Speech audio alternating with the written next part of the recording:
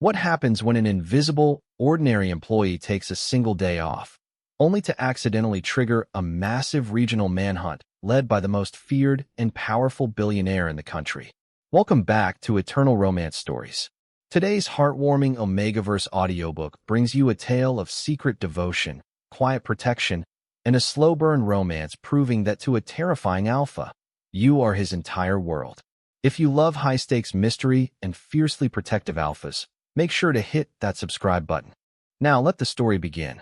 The door swung open, and Ethan Blackwood froze as if someone had pulled the world's power cord. Noah Bennett stood 3 steps inside the small dressing room, one hand gripping a clean shirt against his chest, his neatly folded jacket resting on the wooden bench beside him. The warm ceiling light caught the pale fabric, while the faint scent of cedar and laundry soap hung in the narrow room. Ethan's hand remained on the brass doorknob.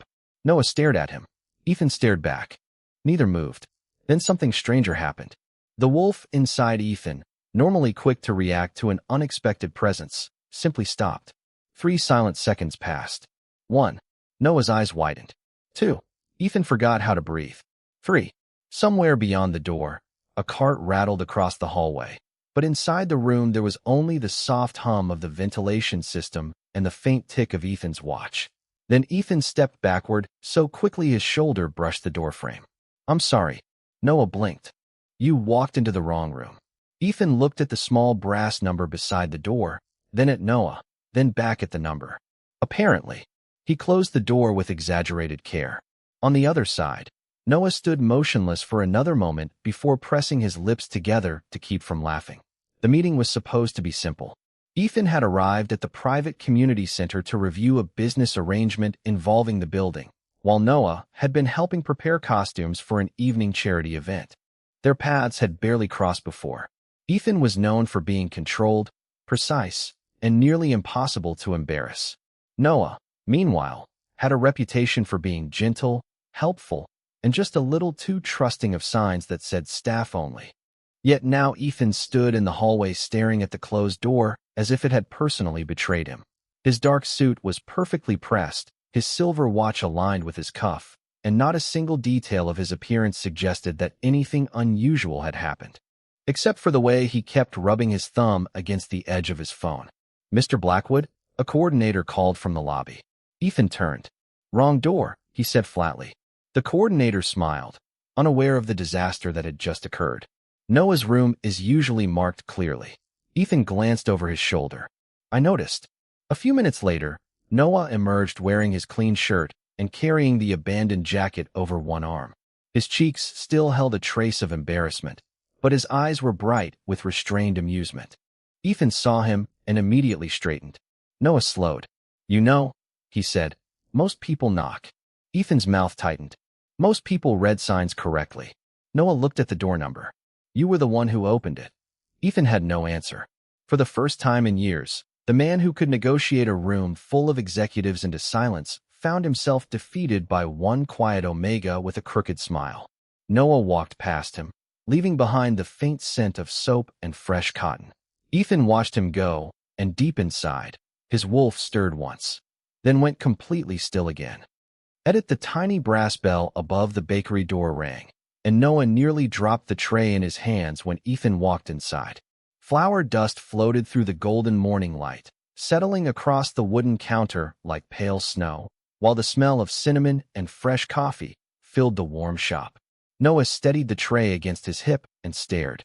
Ethan stood just inside the entrance in the same immaculate black suit, his expression carefully neutral. "You came here?" Noah asked. Ethan glanced at the menu board. "Apparently." Noah narrowed his eyes. "You followed me." "I did not." "Then why are you standing in my bakery?" Ethan looked toward the counter, where a paper bag sat beside the register. "I was told the pastries here were good." Noah placed the tray down with a soft metallic clatter. "By whom?" Ethan paused. "Someone." Noah waited. Ethan remained silent. The corner of Noah's mouth lifted. "You're terrible at lying." Ethan's jaw tightened, but before he could answer, a customer approached the counter and Noah turned away. "One blueberry muffin and a coffee?" Noah asked cheerfully. "Coming right up." Ethan watched him move through the familiar rhythm of the bakery. Reaching for the paper cup, sliding the muffin into a bag, wiping a few crumbs from the counter, and greeting another customer by name. Nothing about Noah seemed remarkable at first glance. Yet Ethan kept noticing small things. The way Noah hummed quietly while working, the way he straightened every crooked napkin, the way he apologized to a chair after bumping into it. It was absurd. Ethan had spent years reading contracts, negotiating difficult deals, and keeping his instincts under strict control. Now one soft-spoken Omega had apparently become the most distracting thing in the room. Here, Noah set a coffee in front of him. Black. No sugar. Ethan looked down. How did you know? Noah shrugged. You look like someone who drinks coffee black. Ethan raised an eyebrow. And what does that mean? It means you look serious. Noah turned away before Ethan could answer, but his shoulders shook with a quiet laugh. Ethan took one sip. The coffee was strong and bitter, exactly right. Then he noticed a small folded jacket resting on a chair near the back counter. You left this yesterday, Noah said. I found it after you left. Ethan reached for it, but Noah pulled the jacket back. Wait. He reached into the pocket and produced Ethan's silver pen. You left this too. Ethan stared at the pen. He remembered setting it down near the dressing room door. Noah had apparently found it after the incident. You could have kept it, Ethan said. Noah smiled. Why would I? Most people would assume it was expensive. It probably is. Noah handed it over. Their fingers barely touched. Ethan's wolf reacted instantly. Not with aggression. Not with warning. It simply went quiet. Ethan withdrew his hand. Noah noticed. His expression changed from amusement to curiosity. Does your wolf always do that? Ethan looked at him sharply. Noah blinked. Do what? Ethan slipped the pen into his pocket. Nothing. A delivery truck rumbled past outside, rattling the front windows. The bakery bell chimed again as another customer entered. Ethan turned toward the door, then stopped. I'll see you later. Noah folded his arms. You mean you'll accidentally walk into another room? For the first time, Ethan almost smiled. I'll try not to. Then he left, carrying his jacket and his pen, while Noah watched through the glass. Neither noticed that Ethan had forgotten his coffee on the counter. Again, edit by noon, Ethan had already crossed out 3 lines of a contract without remembering what they said. Sunlight cut through the glass walls of his office in pale rectangles, warming the dark walnut desk while the quiet hum of the air conditioner filled the room. His silver pen rested between his fingers, perfectly still. Across from him, an assistant waited with a folder open. Mr. Blackwood? Ethan looked up. Yes. You asked me to remind you about the community center meeting. Ethan glanced at the clock. He had forgotten. Again. What time? 4. Ethan closed the folder. Move it to 5. The assistant hesitated. You have another meeting at 5. Ethan paused. Move that one.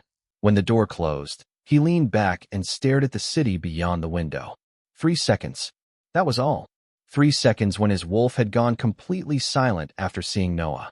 Since then, it had happened twice more, both times around the same Omega. Ethan disliked unexplained patterns.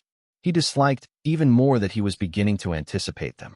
Across town, Noah was carrying a stack of folded tablecloths through the community center when he nearly collided with a rolling cart. The fabric slipped from his arms. He caught half of it, but the rest tumbled onto the polished floor.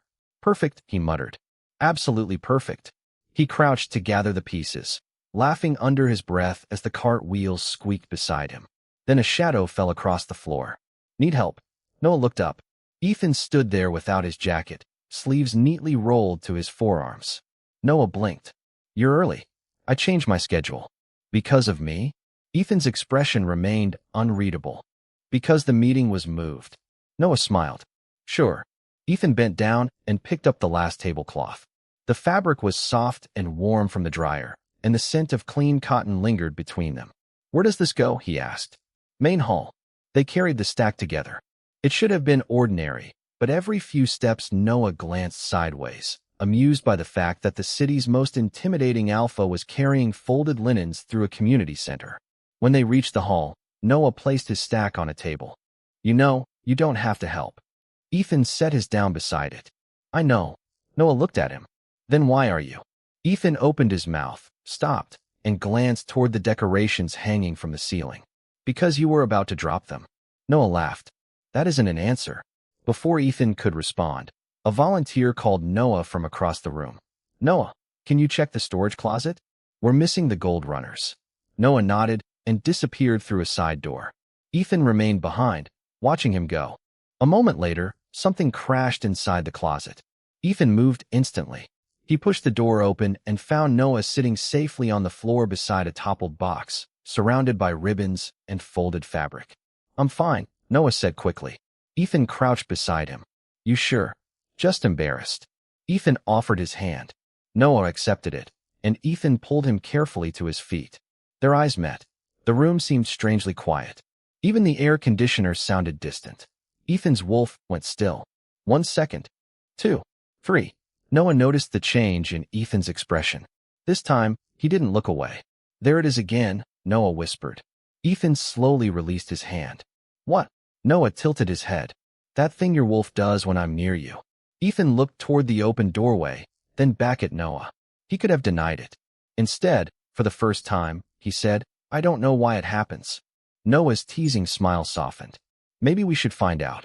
And before Ethan could answer, Noah picked up the fallen box, placed it back on the shelf, and walked toward the hall, leaving Ethan standing in the quiet closet with one undeniable fact. Whatever had begun with a wrong door was no longer an accident he could simply walk away from. The community center had transformed by evening, its polished floors glowing beneath strings of warm lights, while the scent of fresh flowers and baked bread drifted through the crowded hall. Noah stood near the entrance, checking the final decorations when Ethan appeared beside him, holding 2 paper cups of coffee. One black, Ethan said, offering him a cup. Noah looked at it, then at Ethan. You remembered. I remember details. Noah smiled. Apparently not door numbers. Ethan gave him a look, but the faintest curve touched the corner of his mouth. Before either could say more, music began near the stage. Guests moved between tables, voices blending with the soft clink of glasses and silverware. Noah reached up to straighten a hanging ribbon, but the knot slipped. Ethan caught the loose end before it fell. You have a habit of nearly dropping things, he said. And you have a habit of appearing at exactly the right moment. Ethan paused. Maybe I'm learning. Noah looked at him for a second longer than necessary, then turned toward the stage. Come on. We need to check the lights. They crossed the hall together, moving behind the curtain where the lighting controls were arranged along a narrow console. Noah adjusted one switch, and half the room suddenly went dark. A startled murmur rose from the guests. Oops.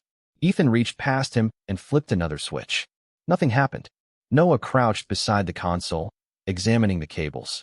The connection came loose. Can you fix it? Yes. Noah reached behind the equipment, but Ethan immediately caught his wrist. Wait. Noah looked up. Why? There's a loose cable. Ethan carefully moved it aside, then held the flashlight on his phone while Noah secured the connection. A moment later, the lights returned in a soft golden wave. Applause came from the hall. Noah stood and brushed dust from his sleeve. See? Nothing dramatic. Ethan glanced at the cable. You were about to touch an exposed connection. And you stopped me. Yes. Noah tilted his head. You really do that a lot. Ethan lowered the phone. Do what? Watch out for me. The words landed differently this time. Ethan looked toward the glowing hall, then back at Noah. You make it difficult not to. Noah's expression softened, but before he could respond, a familiar instinct stirred inside Ethan. The wolf went silent. 3 seconds. Exactly 3. Ethan's eyes closed briefly, as if confirming what he already knew. Noah noticed immediately. Again, he whispered. Ethan opened his eyes. Again. Noah stepped closer, careful to leave comfortable space between them. Does it happen with anyone else? Ethan shook his head. No. Then maybe it isn't something you need to control. Ethan studied him. What if I don't know what it means? Noah gave a small shrug. Then we don't have to name it tonight.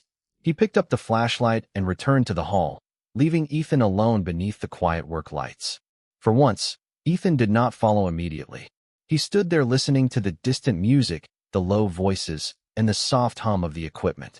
Then his phone vibrated with a calendar reminder. Another meeting was waiting downtown. Ethan looked at the screen, deleted the appointment, and slipped the phone into his pocket. When he returned to the hall, Noah was already smiling at him. Did you cancel something? Ethan nodded. I did. Why? Ethan picked up the second cup of coffee and handed it back to Noah. Because tonight, I have somewhere else I want to be. Noah looked down at the cup, then back at him, and this time neither of them pretended it was accidental. The last guest had barely left when Noah found Ethan waiting beneath the community center's stone awning, two untouched cups of coffee balanced on the railing between them. The brass wall lights cast long reflections across the damp pavement, and the cool night air carried the faint scent of roses from the courtyard. You stayed, Noah said. Ethan glanced at his watch. I said I would. Noah smiled and picked up one of the cups. You canceled an important meeting for this. For tonight. They walked toward the courtyard together, their footsteps tapping softly against the stone path. Noah carried a small box of leftover pastries from the event, the cardboard warm against his palm. You know, he said, you don't have to keep proving you're not as intimidating as everyone thinks. Ethan looked at him. I'm not trying to prove anything. Then what are you doing? Ethan stopped beneath a string of golden lights. For several seconds, he said nothing. The leaves above them rustled softly, and somewhere near the fountain, water struck stone in a steady rhythm. Trying to understand why I keep forgetting what I'm supposed to be doing whenever you're around. Noah lowered the pastry box. That's a surprisingly honest answer. You asked. I did. They resumed walking. At the courtyard gate, Noah noticed a loose wheel on one of the decorative stands. He crouched to fix it, but the stand shifted unexpectedly. Ethan caught it before it tipped, steadying the frame with one hand. Again, Noah said, looking up. You appear at the right moment. Ethan gave him a dry look. You appear at the wrong moment. Noah laughed. Fair. Then his expression changed. Can I ask you something? Ethan nodded. When your wolf freezes, what does it feel like? Ethan looked toward the dark windows of the center. Like everything becomes quiet. Quiet how? No warning. No instinct to react. No need to move. Noah studied him. And only around me. So far. Noah looked down at the pastry box. Maybe that's not something you should be afraid of. Ethan's gaze returned to him. I'm not afraid. You keep saying that. Because it's true. Then why do you look like you're negotiating with yourself? Ethan almost smiled. Because I usually win negotiations. Noah laughed again, and the sound seemed to loosen something in the night. He offered Ethan the pastry box. Take these. Why? You skipped dinner. Ethan stared at him. How do you know? You didn't touch the food inside. Ethan accepted the box. Their hands did not touch this time, but the moment still lingered. Then Noah's phone buzzed. He glanced at the screen and sighed. I have to get home. Ethan nodded. I'll drive you. Noah immediately shook his head. I can take the bus. It's late. And you're not my bodyguard. Ethan stepped back, accepting the boundary without argument. You're right. Noah looked surprised by how easily he agreed. Good night, Ethan. Good night, Noah. Noah walked toward the bus stop, his shoes clicking over wet concrete. Ethan remained beneath the lights, watching until Noah disappeared around the corner. Then his phone rang. He answered without taking his eyes from the empty street. Yes. A voice on the other end mentioned an early morning meeting across town. Ethan listened, then looked at the pastry box in his hand. Cancel it, he said. I have somewhere else to be tomorrow. For the first time, Ethan wasn't following an instinct he didn't understand. He was making a choice. The next morning, Ethan arrived at the community center before Noah, carrying a small paper bag that warmed his hand through the brown paper. Pale sunlight spilled across the lobby windows, catching dust in the air, while the quiet scent of coffee drifted from the kitchen. He placed the bag on the counter and checked his watch twice. Inside were 2 pastries from Noah's bakery, chosen carefully after Ethan had spent an unreasonable amount of time deciding between them. When Noah finally entered, his hair was slightly tousled, his sleeves rolled neatly to his elbows, and a stack of folders balanced against his chest. He stopped when he saw Ethan. You're early. Ethan looked at the clock. 7 minutes. Noah smiled. For you, that counts as early. He noticed the paper bag. What's that? Breakfast. Noah approached and opened it, revealing 2 warm pastries wrapped in white paper. The buttery scent immediately filled the small lobby. You brought me breakfast? Ethan nodded. You skipped dinner last night. Noah looked up. You remembered that? I remember details. Noah laughed softly and carried the bag toward the meeting room. Then you're learning. They spent the morning preparing materials for an upcoming community event. Noah moved between tables, sorting forms and arranging supplies, while Ethan handled the paperwork with his usual precision. Yet something had changed. Ethan no longer stayed across the room. He carried boxes when Noah reached for them, held doors open without making a production of it, and quietly fixed a crooked shelf before Noah even noticed it was loose. At one point, Noah reached for a stack of folders on a high shelf. Ethan stepped behind him and took them down first. Noah turned. "You know I can reach things." "I know." "Then why did you do that?" Ethan set the folders on the table. "Because I was closer." Noah stared at him for a beat. "You always have an answer." "Usually." "Usually?" Ethan's mouth twitched. "You make the exceptions." Noah looked away, hiding a smile as he opened the first folder. Later, while they carried decorations into storage, Noah accidentally dropped a small box of glass ornaments. Ethan caught the box before it hit the floor, but one ornament rolled across the polished tiles. Noah crouched to retrieve it. "Careful," Ethan said. "I am." Noah stood and held the ornament toward him. "You're the one who keeps catching everything." Ethan took it. Their fingers brushed, and his wolf went silent again. 1 second. 2. 3. Noah watched his face closely this time. "There." Ethan exhaled slowly. "Yes." "Does it scare you?" "No." Noah tilted his head. "Then what does it make you want to do?" Ethan looked at him for several seconds. The fluorescent lights hummed overhead, and somewhere outside, a truck rolled past with a low mechanical rumble. "Stay," Ethan said. Noah's fingers tightened around the folder in his hands. Neither moved. Then Noah gave a small, almost disbelieving smile. "Then stay." Ethan nodded. "I will." That simple answer changed the balance between them. Until that moment, Ethan had treated the strange 3-second silence as something to observe, something to understand before acting. Now he had made a decision without waiting for an explanation. He pulled a chair beside Noah's work table and sat down, opening the next folder. "What are we doing?" Noah asked. Ethan looked at the mountain of paperwork. "Whatever you need." Noah laughed under his breath. "You really are serious." Ethan picked up a pen. "Unfortunately for me, yes." And as they worked side by side beneath the bright morning lights, Noah realized the alpha who had once walked into the wrong room was no longer trying to find the exit. By late afternoon, the community center had emptied, leaving only the soft buzz of the vending machines and the faint scent of coffee lingering beneath the sharper smell of cardboard and cleaning solution. Noah was stacking the last folders when the lights above him flickered once. He glanced toward the hallway. "You should go home," Ethan said from the doorway. Noah looked over his shoulder. Ethan stood with his jacket folded over one arm, his dark sleeves rolled to his forearms, the same steady expression he had worn all morning. "You said you were staying." "I am." "Then why are you telling me to leave?" Ethan stepped inside and placed his jacket over the back of a chair. "Because you have been working for 9 hours." Noah pushed the final folder into place. "So have you." "I can handle it." Noah folded his arms. "And I can't." Ethan paused. The fluorescent light cast a pale strip across the polished floor, while rain tapped steadily against the tall windows. "That isn't what I meant." "Then say what you meant." Ethan looked at him for a long moment. Instead of answering, he walked to the storage room, lifted a heavy box from the floor, and carried it toward the front desk. Noah followed. "What are you doing?" "Changing the plan." He set the box down with a dull thud. "Tomorrow, we finish the event together. Tonight, you rest." Noah stared at him. "You can't just decide that." Ethan straightened. "You're right." He reached into his pocket, pulled out his phone, and turned the screen toward Noah. "So decide with me." Noah looked at the message Ethan had typed. "Dinner. 7:30. No work." He blinked. "Is this a request?" "Yes." "It sounds suspiciously like an order." "I'm learning." Noah's mouth curved despite himself. 7:30. Ethan nodded. "I'll pick you up." "I have a car." "I know." "Then why are you picking me up?" Ethan slipped the phone back into his pocket. "Because I want to."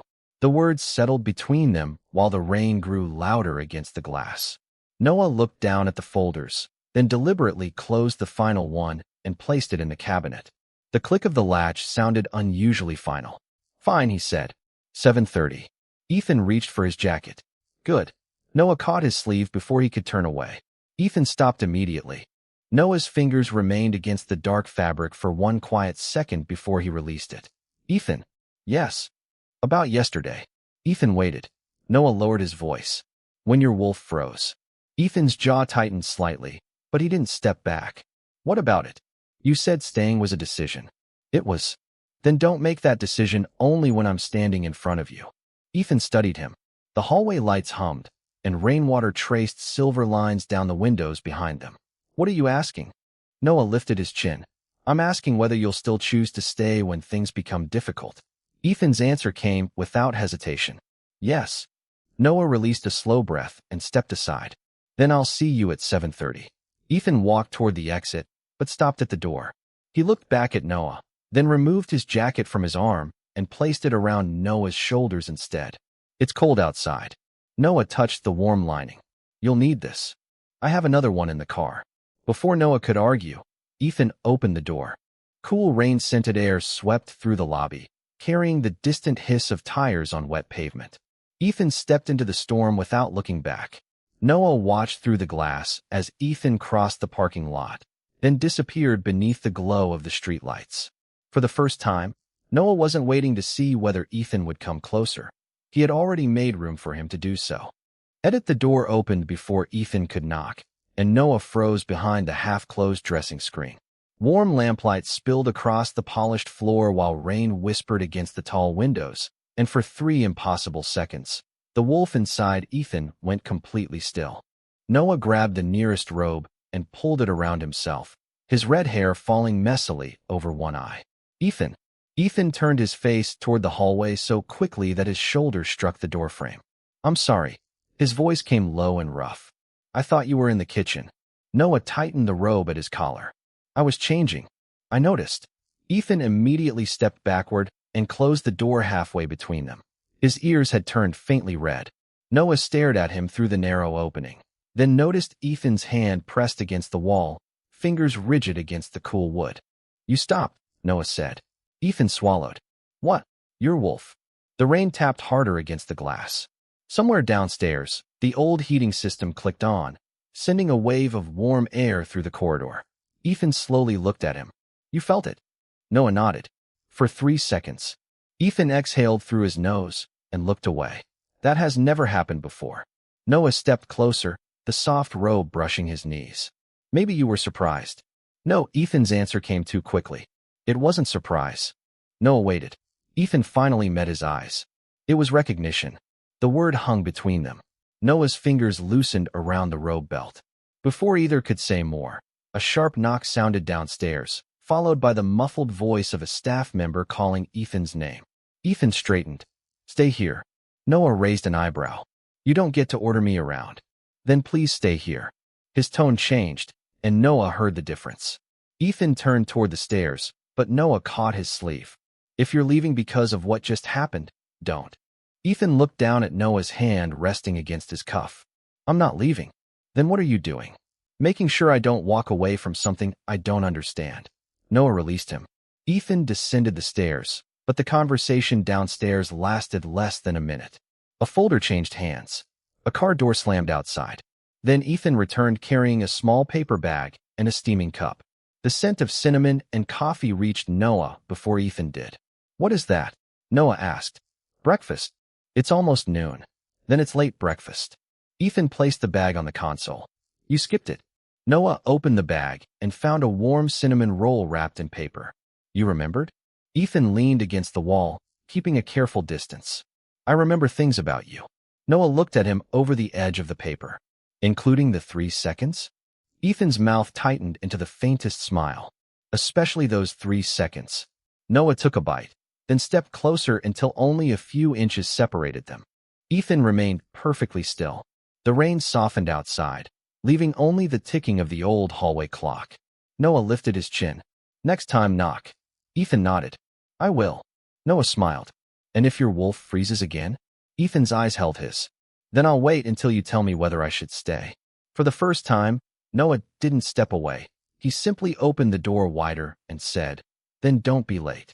The next evening, Ethan arrived at the house 7 minutes early and found Noah already waiting beneath the porch light, wearing Ethan's jacket from the night before. The wool collar was folded neatly around his neck, still carrying the faint scent of cedar and rain. Ethan stopped beside the driveway. You kept it. Noah looked down at the sleeves, then back at him. You left it with me. I didn't forget it. Then why didn't you ask for it? Ethan had no immediate answer. Instead, he opened the passenger door. Dinner. Noah climbed in, and the soft leather creaked beneath him as warm air from the vents brushed his hands. For several minutes, neither spoke. The city slid past the windows in ribbons of amber headlights and wet pavement, the tires whispering over the road. Then Noah reached toward the center console and turned down the music. Tell me something. Ethan kept his eyes on the road. What? Why did your wolf freeze when you saw me? Ethan's fingers tightened around the steering wheel. Streetlights flashed across his face, one after another. Because it recognized you before I did. Noah watched him. Recognized me as what? Ethan pulled into a quiet restaurant parking lot and switched off the engine. The sudden silence made the ticking of the cooling metal beneath the hood sound unusually loud. Someone I should not ignore. Noah lowered his gaze to the jacket sleeve covering his wrist. That sounds dangerous. It could be. Ethan opened his door. But not because of you. Inside, the restaurant was nearly empty. Golden pendant lights reflected in the dark windows, and the air smelled of rosemary, baked bread, and coffee. Ethan pulled out Noah's chair before taking the seat across from him. Their dinner arrived slowly, giving them time to talk without anyone interrupting. Noah told him about the community center, the children who kept rearranging the same stack of books, and the little girl who insisted every blue crayon belonged in the red box. Ethan listened without checking his phone once. When Noah finished, he noticed something on Ethan's wrist, a thin black cord tied around it. What's that? Ethan glanced down. A reminder. Of what? Ethan touched the cord with his thumb. Not to run from something just because I don't understand it. Noah's fork paused above his plate. Did you put it there because of me? Ethan met his eyes. Yes. The answer was simple enough to silence the room between them. Later, outside, the rain had stopped, leaving the sidewalk shining beneath the street lamps. Noah stood beside the car, holding the jacket closed against the cool air. Ethan. Yes. Yesterday you said you'd stay. Ethan stepped closer, but stopped before crossing the space between them. I meant it. Noah looked at his hand, then at the black cord around Ethan's wrist. Then I need one more thing. Name it. Noah lifted the jacket slightly and smiled. Tomorrow, don't wait for an accident to find me. Ethan's expression softened. Then tomorrow, I'll come to you. Noah nodded.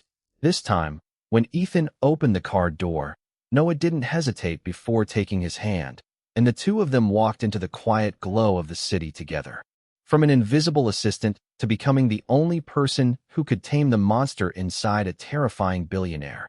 What an incredibly satisfying and healing ending. Ethan and Damien proved that true love isn't about grand gestures, but about the quiet certainty that someone will always look for you. Did this heartwarming romance capture your heart? Let me know your thoughts in the comments. Don't forget to like, subscribe to Eternal Romance Stories, and click the video on your screen for more unforgettable audiobooks. See you next time.